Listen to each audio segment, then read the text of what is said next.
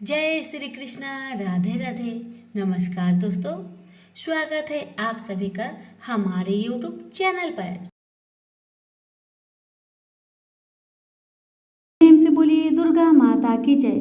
प्रिय दर्शकों, आज मैं आप सभी को दुर्गा माता और चंडी माता की कथा सुनाने जा रही हूँ। कथा को प्रेम सहित श्रवण करें। आपकी सभी मनोकामना माता रानी पूर्ण करेगी, सभी कष्टों को दूर करेगी। प्रेम से बोलिए दुर्गा मैया की जय। तो आइए पहले सुनेंगे आप दुर्गा माता की कथा। प्राचीन समय की बात है कि सत्यवती नंदन व्यास जी सरस्वती नदी के तट पर विराजमान थे। उनके आश्रम में गौरैया पंछी का एक जोड़ा था। उन्हें देखकर वह आश्चर्य में पड़ गए। उन्होंने देखा कि पंछी अपने घोंसले में थे। उनका एक सुंदर बच्चा भी अभी अभी अंडे से बाहर निकला था। उस बच्चे के सभी अंग बड़े सुंदर तथा पंख और रोह से सहित थे। दोनों पंछी उस बच्चे को आहार पहुंचाने के लिए असीम प्रयत्न कर रहे थे। बार बार दाना लाकर उन्हें बच्चे के मुख में डालना और उनका प्रधान कर्तव्य बन गया था। वे आनंद सहित विह्वल होकर उस बच्चे के अंगों को अपने अंगों से रगड़ते और प्रेम पूर्वक मुख चूमा करते थे। उन गौरैया का अपना बच्चे के प्रति ऐसा अद्भुत प्रेम देखकर व्यास जी ने अपने मन में विचार किया कि जब पंछी अपने बच्चे के प्रति इतना स्नेह कर रहे हैं, तब मनुष्य का अपने संतानों में प्रेम हो तो इसमें कौन सी विचित्र बात है, क्योंकि उन्हें तो पुत्र से सेवा पाने की अभिलाषा बनी रहती है। व्यास जी इस प्रकार के विविध विचारों में उलझकर उदास हो गए। मन ही मन बहुत कुछ सोच समझकर बात निश्चित कर ली और वे मंदराचल के निकट चले गए। उन्होंने विचार किया कि मेरी मनोरथ पूर्ण कराने एवं वर देने में निपुण कौन देवता है जिसकी मैं उपासना करूं। भगवान विष्णु, शंकर, इंद्र, ब्रह्मा, सूर्य, गणेश, स्वामी कार्तिकेय, अग्नि अथवा वरुण, मुझे किसकी उपासना करनी चाहिए। इस प्रकार व्यास जी सोच रहे थे कि इतने में नारद जी वहां पधारे। नारद मुनि को देखकर व्यास जी को अपार हर्ष हुआ। उन्होंने नारद जी को प्रणाम कर कुशल समाचार पूछा। फिर नारद जी ने व्यास जी से पूछा कि आप इतने चिंतित क्यों हैं? अपनी चिंता का कारण बताइए। व्यास जी ने कहा, नारद जी, सुना गया है कि पुत्रहीन की गति नहीं होती और मानसिक सुख भी उसे सुलभ नहीं हो सकता, इसलिए मैं बहुत दुखी हूँ और यही चिंता मुझे बार बार बेचैन कर डालती है। अब मैं मनोरथ पूर्ण करने वाली किस देवता का उपासना करूँ? इस विचारधारा में गोते खा रहा हूँ। इस परिस्थिति में अब आप ही मेरे आश्रय हैं। शीघ्र बताने की कृपा कीजिए कि मैं किस देवता का शरण में जाऊं जो मुझे पुत्र दे सके। इस प्रकार व्यास जी के पूछने पर नारद जी ने कहा, व्यास जी, तुम इस विषय में जो कुछ पूछ रहे हो, ठीक यही प्रश्न मेरे पिताजी ने भगवान श्री हरि से किया था। देवादिदेव भगवान जगत के स्वामी हैं। लक्ष्मी जी उनकी सेवा में उपस्थित रहती है। वे शंख, चक्र और गदा लिए रहते हैं।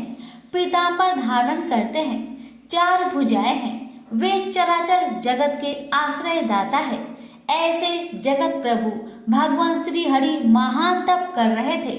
उनकी समाधि लगी थी। यह देखकर मेरे पिता ब्रह्मा जी को बड़ा आश्चर्य हुआ। अंत में उन्होंने जानने की इच्छा प्रकट की, प्रभु, आप देवताओं के अध्यक्ष, जगत स्वामी और भूत, भविष्य एवं वर्तमान सभी जीवों के एकमात्र शासक है। फिर आप तपस्या क्यों कर रहे हैं और किस देवता की आराधना में ध्यान मग्न है? मुझ दास को यह रहस्य स्पष्ट बतलाने की कृपा कीजिए, क्योंकि श्रेष्ठ पुरुष किसी बात को छिपाते नहीं हैं। ब्रह्मा जी की बात सुनकर श्री हरि ने कहा कि ब्राह्मण, सावधान होकर सुनो। मैं अपने मन का विचार व्यक्त करता हूँ।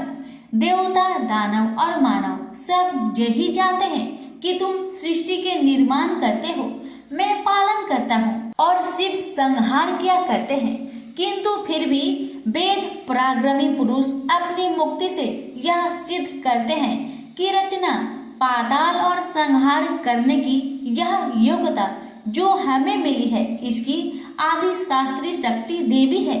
वे कहते हैं कि संसार की सृष्टि करने के लिए तुम्हें राजसी शक्ति का संचार हुआ है, मुझे सात्विकी शक्ति मिली है और रुद्र में तामसी शक्ति का आविर्भाव हुआ है। उस शक्ति के अभाव में तुम इस संसार की सृष्टि नहीं कर सकते, मैं पालन करने में सफल नहीं हो सकता और रुद्र से संहार कार्य होना भी संभव नहीं। हम सभी उस शक्ति के सहारे ही कार्य में सदा सफल होते आए हैं।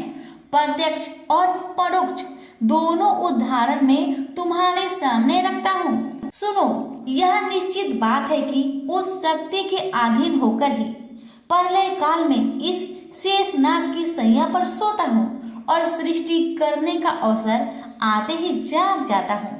मैं सदा तप करने में लगा रहता हूँ। उस शक्ति के शासन से कभी मुक्त नहीं रह सकता। कभी अवसर मिला तो लक्ष्मी के साथ सुखपूर्वक समय बिताने का सौभाग्य प्राप्त होता है। मैं कभी तो दानवों के साथ युद्ध करता हूँ। अखिल जगत को भय पहुंचाने वाले दैत्यों के विकराल शरीर को शांत करना मेरा परम कर्तव्य हो जाता है। मैं बहुत पहले की बात कह रहा हूँ। उस समय तुम तो थे ही, चारों ओर जल ही जल था। मुझे 5000 वर्षों तक बाहु युद्ध करना पड़ा था। मेरे कान के मैल से उत्पन्न होने वाले मधु और कैटब नामधारी 2 दानव महान दुष्ट थे। उन्हें असीम अभिमान था। भगवती आदि शक्ति की कृपा से ही मैं उन दैत्यों को मारने में सफल हो सका था। उस समय की बात से क्या तुम अनजान हो? सर्वश्रेष्ठ शक्ति ही तो उस जीत के कारण हुई थी। फिर तुम बार बार क्यों पूछते हो? जब सर्वत्र जल ही जल शेष रहता है, तब उसकी इच्छा के अधीन होकर मैं पुरुष रूप में विचरा करता हूँ। प्रत्येक युग में कच्छप, वरा, नरसिंह और वामन रूप मुझे धारण करने पड़ते हैं। जगत की रचना करने वाले ब्रह्मा जी, तुम इससे अपरिचित नहीं हो। मुझ पर सब प्रकार से शक्ति के अधीन होकर रहना पड़ता है। उन्हीं भगवती दुर्गा का मैं निरंतर ध्यान किया करता हूँ। मेरी जानकारी में इन भगवती शक्ति से बढ़कर दूसरे कोई देवता नहीं है। नारद जी ने कहा, इस गुप्त रहस्य के वक्ता भगवान विष्णु है और श्रोता ब्रह्मा जी रहे। मुनिवर फिर तो पितामह ने वे सभी बातें अक्षरश मुझे कह सुनाई। अतएव तुम भी यदि अपना पुरुषार्थ सिद्ध करना चाहते हो तो उन्हीं भगवती के चरण कमल को अपने हृदय में धारण करो। तुम्हारी जो भी अभिलाषाएं हैं वे सभी भगवती दुर्गा अवश्य पूरी कर देगी। इस प्रकार नारद जी के कहने पर सत्यवती नंदन व्यास जी भगवती के चरण कमलों को अपने हृदय में स्थापित करके तपस्या करने के लिए पर्वत पर चले गए और भगवती माता दुर्गा की कृपा से उनकी सभी अभिलाषाएं पूर्ण हुई। प्रेम से बोलिए दुर्गा मैया की जय। प्यारे भक्तगणों, अब आप श्रवण करेंगे तारा रानी की कथा। माँ भगवती को मानने वाले में से एक राजा अस्पर्श भी थे। वो दिन रात उनकी पूजा अर्चना में लीन रहते थे। राजा को किसी चीज की कमी न थी, बस उन्हें बच्चे की ख्वाहिश थी। सालों से बच्चा न होने के कारण राजा कुछ निराश रहा करते थे। एक दिन राजा की भक्ति से खुश होकर माँ भगवती ने सपने में आकर उसे 2 बेटी होने का वरदान दिया। आशीर्वाद मिलने के कुछ समय बाद राजा के घर एक बेटी पैदा हुई। बेटी पैदा होने की खुशी में राजा ने सबको दावत दी और बेटी की कुंडली बनवाने के लिए पंडितों को बुलवाया। सबने राजा से एक ही बात कही कि यह साक्षात देवी का रूप है। जहाँ भी इसके कदम पड़ेंगे वहाँ खुशियाँ ही खुशियाँ होगी। यह भगवती देवी की भक्तन होगी। इतना सब कहकर पंडितों ने लड़की का नाम तारा रख दिया।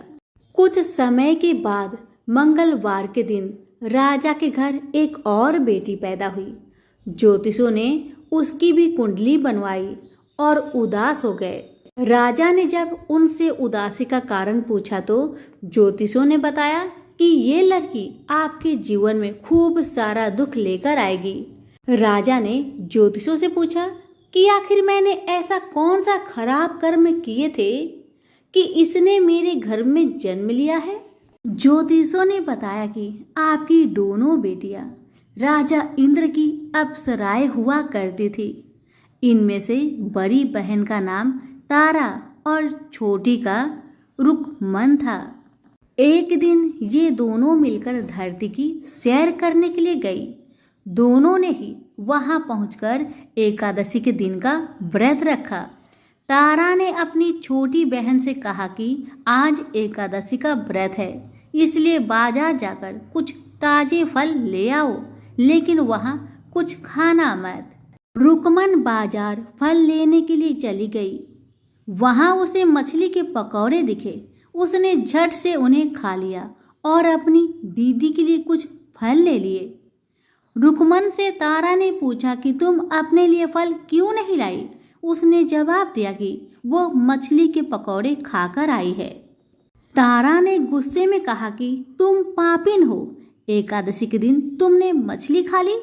ऐसे खराब कर्म के लिए मैं तुम्हें छिपकली बनने का श्राप देती हूँ। अब उसी जंगल में तारा की बहन छिपकली बनकर रहने लगी। वहाँ एक जाने माने ऋषि गुरु गोरख भी अपने कुछ शिष्यों के साथ रहते थे। उनके शिष्यों में से एक बहुत ही घमंडी था। अपने घमंड के चलते वो शिष्य कमंडल में पानी भरकर एकांत में बैठकर तपस्या करने लगा। तभी एक प्यासी गाय वहां आ गई। उसने सीधे अपना मुख उस कमंडल में डाला और पानी पी लिया। पानी पीने के बाद जैसे ही गाय अपना मुख बाहर को निकालने लगी तो कमंडल नीचे गिर गया और ऋषि का ध्यान भंग हो गया। ऋषि ने देखा कि गाय पानी पी गई है। अब गुस्से में ऋषि ने गाय को एक चिमटे से बुरी तरह घायल कर दिया। इस बात की जानकारी जब गुरु गोरख को पड़ी तो वे तुरंत गाय को देखने के लिए गए। जैसे ही उन्होंने गाय की हालत देखी वैसे ही अपने उस घमंडी शिष्य को आश्रम से बाहर निकाल दिया। कुछ दिनों के बाद गौ माता पर किए गए उस अत्याचार से होने वाले पाप को कम करने के लिए उन्होंने एक यज्ञ करवाया। इस यज्ञ के बारे में गाय को चिमटे से मारने वाले घमंडी शिष्य को भी पता चला। वे सीधे पक्षी का रूप धारण करके यज्ञ स्थल पर गया और भोजन में अपनी चोंच से मरा हुआ सांप डाल दिया। किसी को इस बात की खबर नहीं हुई। ये सब होते हुए तारा से श्राप मिलने वाली छिपकली रुकमन देख रही थी। उसके मन में हुआ कि इसे खाकर सारे लोग मर जाएंगे। सबकी जान बचाने के लिए छिपकली बनी। रुकमन सभी लोगों के सामने भोजन पर गिर गई। लोगों ने छिपकली को खूब कोसा और बर्तन को खाली करने लगे। उस वक्त भंडारा करने वाले को खाने में मरा हुआ सांप भी दिखा। तब कहीं जाकर सबको समझ आया कि छिपकली सबकी जान बचाने के लिए जानबूझकर भोजन में गिरी थी। एक छिपकली होने के बावजूद भी इतने अच्छे विचार होने की वजह से यज्ञ में मौजूद सारे महत्वपूर्ण लोगों ने कहा कि हमें इस छिपकली की मुक्ति के लिए प्रार्थना करनी चाहिए। पंडित ने आगे बताया कि सबकी प्रार्थना से ही वो छिपकली तीसरे जन्म से आप जैसी प्रतापी राजा के घर बेटी के रूप में पैदा हुई है। वही तारा ने दूसरे जन्म में तारामती के रूप में लिया और अयोध्या के राजा हरिश्चंद्र से शादी की। राजा से ज्योतिषों ने जैसा बताया ठीक वैसा ही किया। नदी में सोना चांदी जरा हुआ संदूक देखकर काशी के पास से एक भंगी ने उसे बाहर निकाल लिया। उसके कोई बच्चे नहीं थे, इसलिए उसने संदूक के अंदर की लड़की को पालने का फैसला लिया।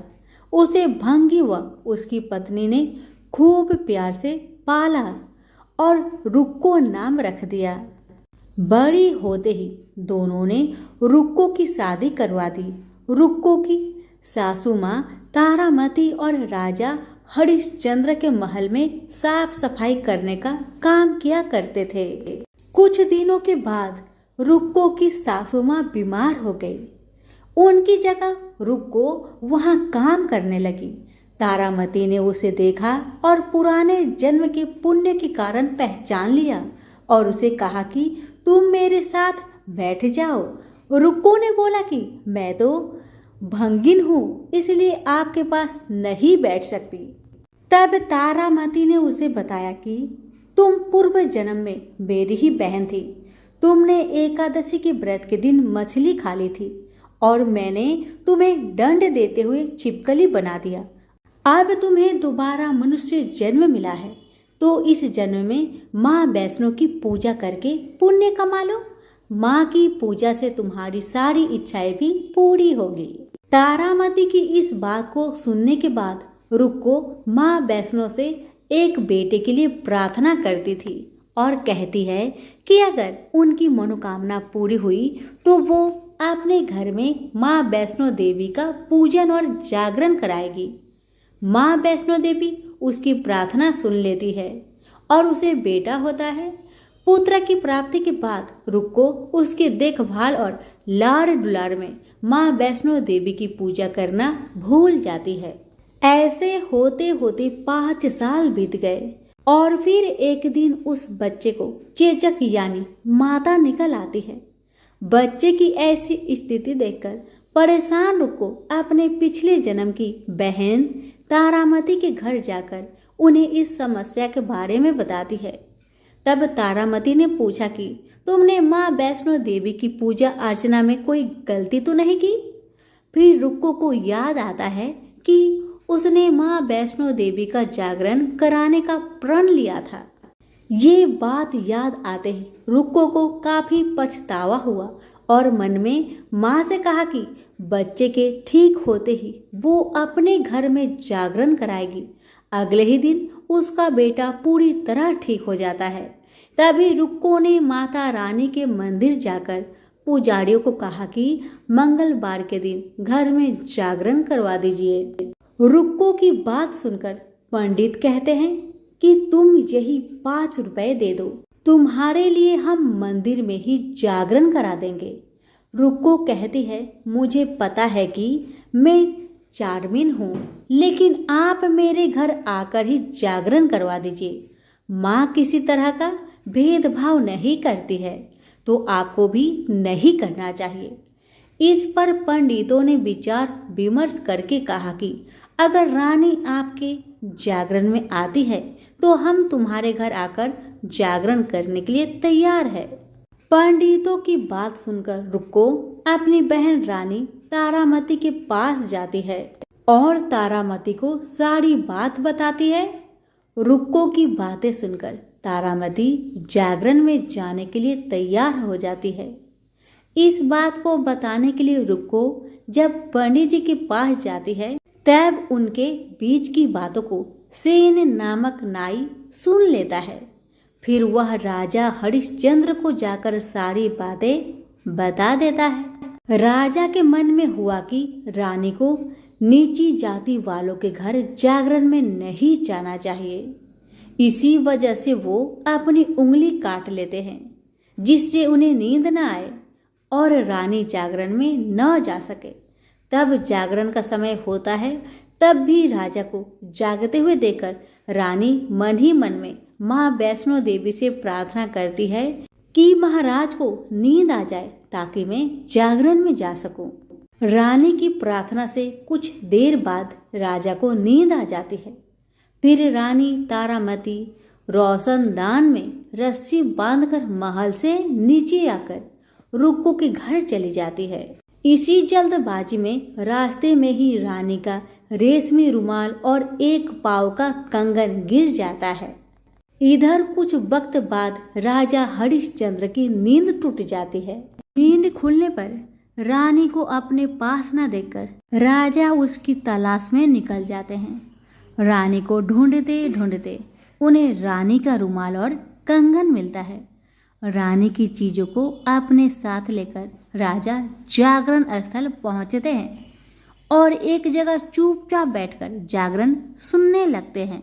माँ वैष्णो देवी के जयकारे के साथ जागरण खत्म होता है और सभी को प्रसाद दिया जाता है। तब रानी अपने हिस्से के प्रसाद को झोली में डाल लेती है। रानी के ऐसा करने पर लोग उनसे पूछते हैं कि वो प्रसाद क्यों नहीं खा रही है। अगर आप प्रसाद का सेवन नहीं करती हैं तो जागरण में आए लोग भी प्रसाद नहीं खाएंगे। तब रानी बोलती है कि वह प्रसाद राजा के लिए था, अब आप मुझे प्रसाद दीजिए।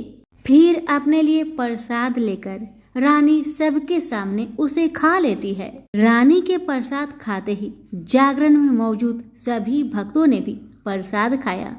उसके बाद रानी महल के लिए निकल जाती है। तभी रास्ते में ही राजा उन्हें रोककर पूछते हैं कि तुमने नीच जाति के घर प्रसाद खाकर खुद को अपवित्र कर लिया है।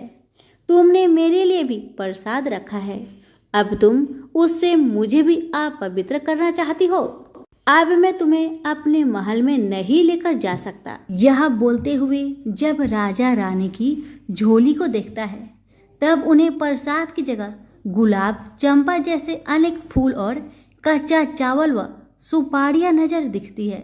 इस चमत्कार को देखकर राजा हैरान हो जाते हैं। फिर राजा चुपचाप रानी को अपने साथ लेकर महल पहुंचते हैं। वह रानी बिना माचिस के ही माता रानी के सामने दीपक जलाकर राजा हरिश्चंद्र को और हैरान कर देती है। फिर रानी बोलती है कि माता के दर्शन करने के लिए बहुत बड़ा त्याग करना पड़ता है। इसके लिए आपको अपने बेटे रोहितास की बलि देनी होगी, तभी माँ दुर्गा आपको साक्षात दर्शन देगी। यह सुनकर राजा के मन में माँ के दर्शन की इच्छा होने लगी, जिसके लिए राजा अपने पुत्र की बलि दे देते हैं। बलि देने के बाद माँ दुर्गा शेर पर सवार होकर प्रकट हो जाती है। उन्हें देखकर राजा हरिश्चंद्र काफी खुश हो गए और माँ दुर्गा ने तुरंत राजा के बेटे को दोबारा जिंदा कर दिया। इस चमत्कार को देखकर राजा हरिश्चंद्र खुश हो गए। तभी राजा ने माँ की पूरी विधि से पूजा करके उनसे गलतियों की माफी मांगी। माँ दुर्गा ने भी राजा को खुश रहने का आशीर्वाद दिया और अंतर ध्यान हो गई। तब राजा ने तारा रानी से कहा कि मैं बहुत खुश हूँ कि मुझे पत्नी के रूप में आप मिली हैं।